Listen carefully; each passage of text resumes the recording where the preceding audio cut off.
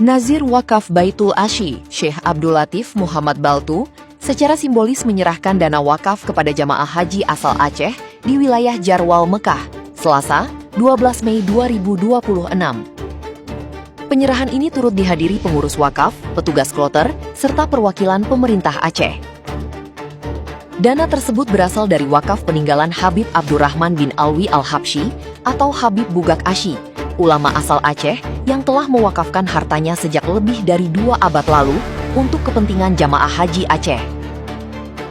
Pada musim haji 2026, sebanyak 5.426 jamaah menerima masing-masing Rp2.000 dengan total penyaluran mencapai sekitar 11,2 juta rial.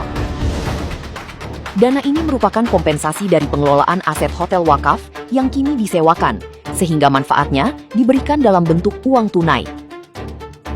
Sejak 11 tahun terakhir, total dana yang telah disalurkan melampaui 100 juta rial.